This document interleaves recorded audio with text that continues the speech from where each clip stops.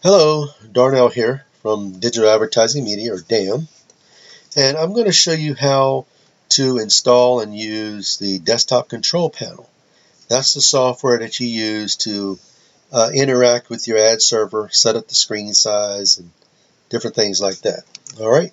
First off, when you get your package from DAM, you need a desktop or a laptop, whatever you want to use that's Windows-based, to control this system.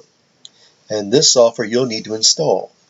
So first off, what we'll do, and you'll see these two icons right here. These two icons are what's going to be put on your computer once you install them. First thing you need to go is go to the internet, and I'm going to go there now. In this case, let me open up another window. You're going to go to digitaladvertisingmedia.com. Scroll down and look on the right, and go to software under the tab Downloads. The first thing is a two-step process, and the first thing you need to install is this thing called VLC for Windows. So click on that image, and there's the download button. Download that, run it, and install it, and then once it's installed, then you can get out of it. Just close it out. Come back here and go to the software area and look for the last one, I think, called Desktop Control Panel Setup. Click on that image or the words, and then hit that download and run. Now, once you download this and try to install it, sometime whatever software you have for virus protection, whatever, might say it doesn't like it or whatever it is. The reason being is I'm not a signed Microsoft kind of application writer. I've just been writing software for 30, 40 years. Okay, I never paid the thousands of dollars to become a registered Microsoft guy. So anyway, you're going to have to get around that by saying ignore that and install it anyway. Once you do that, we're going to be left back with the desktop, and you'll see these two icons. Okay, what these two icons do is, first off, the one without the binoculars, it actually runs and goes and gets the new version or latest version and then fires it up for you. Whereas this one just runs whatever is local on your desktop that you just recently installed. I'm not going to run it right now, but all it does, well, I can run it. What it does is it runs a little window that times down, and then we'll get the new version. We can wait for it right quick. It takes about 15 seconds or 20 seconds or so. So right now it's going to the server, getting a new version of itself, of the desktop control panel, and then it's going to run it for you. See? So that's what happens. Now, if you don't do it that way, you can actually just double-click that icon, and it runs it from the local one you just installed, or the update that was installed. So now that you have it installed, let me show you how it works. Let me show you the areas of the screen, and then we'll figure out how they work. All right, first, this is the list of your ads that are on the system that'll show up in this window. These are ad types that came in from back in 2005. I don't use a lot of these now, but they're still there if you want to. They're little prefixes. If you put an A underscore on their name, it'll show up here. I use these for things like nonprofit listings, PSAs, trial ads, and stuff like that. I forget what the S is and the V. See, S was for TV mode. No, I forgot about that. That's something I added recently. And then the V is video mode, where videos are running in the system. This over here is relative to these ad types. What it used to be for is for anything without a prefix would show up here as ads that are standard, that don't do anything. They just show up in here as just ads. They don't do anything to the system. These will show a little letter up underneath the screen so that your location can know, actually the host that you're working with, can know that these ads, they're not going to get paid for. So anything they see one of these little letters on, they're not going to get paid for those ads if you have that business model. All right, so let's first off, let's go ahead and connect to a system. So we go under File, Log In, and I will have given you your network name. In my case, I have a different one. And it says folder set. Now I need to pick the server that I want. I'm going to pick the first one. Now I can either just sync in the list of ads, which I can't really do anything with, or I can sync the ads in for real, which actually loads the ads local. I'm going to go ahead and load them local. And I give you these two options because sometimes you want to sync to the system and just do any of these other things. You don't really want to load the ads in, which takes a while, just in case you have like hundreds of ads on these servers. All right, so now that it's complete or it's synced up, it says sync complete. You can now go over here and click on these, and you can see them just as if they were out in the real world. This W underscore tries to bring in the weather from your local area. In my case, I'm in Dover, and it's getting York, which is only 6 miles away, which is pretty good. It tries to do that by looking at the IP address. Okay? And sometimes it works, sometimes it doesn't. So I'll just give it to you for instance. Basically, anything you put a W underscore under, you can name it whatever you want after here, it knows to pull in weather for that image. Okay, it's controlling the system by the names in the image. All right, so here you can see some others. And over on this side, this uses GIF files, so you'll see that they show up also over here. Okay? Down here, depending on what you have in here, it'll show a list of whatever's in here. Notice these have no extensions that mean anything, so you notice there's no count for them. It's showing all the the JPEG ads, which are these here in the middle. It'll count those up because they are ads that have no extension. And they're not GIF files, which are showing up here. Maybe I'll just have, I did that for legacy systems back in the days, and it really doesn't mean too much for us now. But anyway, that's what it stands for. Next, if you move over a little bit, and I'll get to this top thing in a minute, because that's a lot of power here, but I'll get to this top thing in a minute.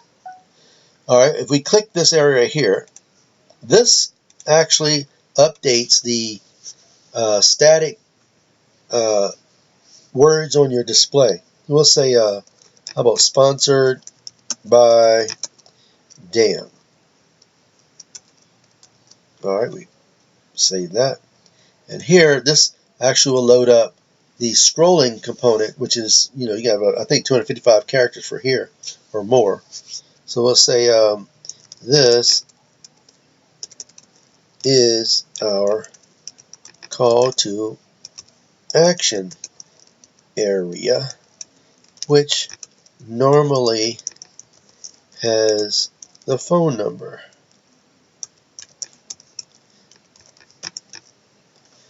And we'll put that in there. That'll scroll. In the future, I'm going to make it so you can control these colors.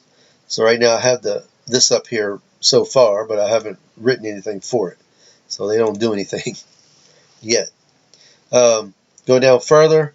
Like I said, you can either sync the list, which is real quick and you can't do anything, or sync the ads. We sunk the ads so we can actually click on them. This shows you what the software version is, and if it last updated, if it was blue, it means it would be updated within that hour right here, which we're seeing. So every hour and an hour, it's supposed to be checking in. Well, it passed an hour, so it's saying it's red, something's wrong. So your area over there could be off or whatever. In this case, I haven't run this machine for a long time. So it knows it's not up to date, and the software is not up to date actually when it checked in. All right.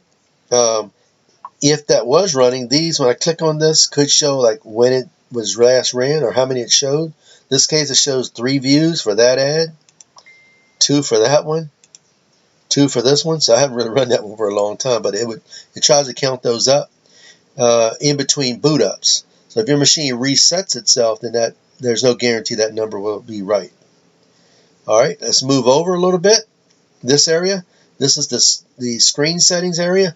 In the past, I had set it up for set screen modes, and I still have that here. But when it's in this 1024 by 768 mode, it's actually going to look to see if you made a custom setting locally at the ad server. And you can see that in another video, how to set up that custom screen setting.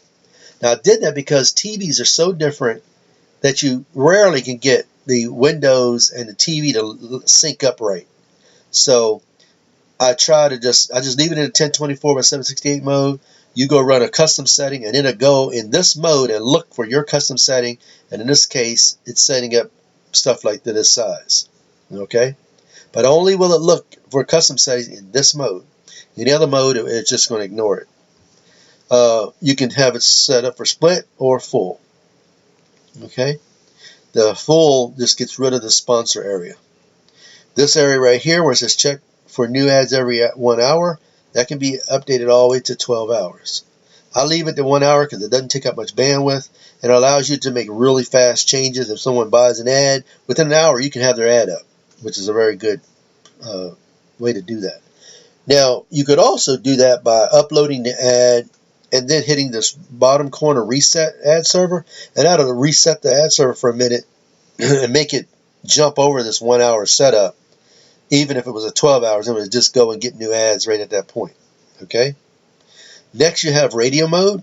This is how you can turn on the stream, the music or whatever you want from Shoutcast while these ads are running. If a video is running, it turns it off, but if it's just static, it will run it even when it's set to on. So we can test that by putting in a Shoutcast stream, which you can look on the website and find how to get these Shoutcast URLs. And you can test it here by hitting test. And mobile app downloads. All right, so you see that's some commercial at the moment, but that's music. It says it's house and techno classic. All right, so we can just stop that. All right, like I say, if there's a video running, it will shut that off, play the video, and then when the video comes back, when the video shuts off, then it'll turn this music back on. That's only when it's in the on mode. Okay, I'm gonna turn it off though. And at the very bottom, you have this reset time, which I have depreciated right now. It was set such that at a certain time of day, it would reset the server by rebooting it. It didn't work 100%, so I sort of turned this off. No matter what you do, this is not going to be functioning right now. All right, when you're done doing all this stuff, you can hit update settings, and it saves this stuff to the system.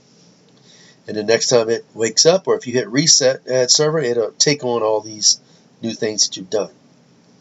You can also, if you log in, you can just hit get ad settings too if you want, just to see what it is. But it normally tries to pick that up by itself.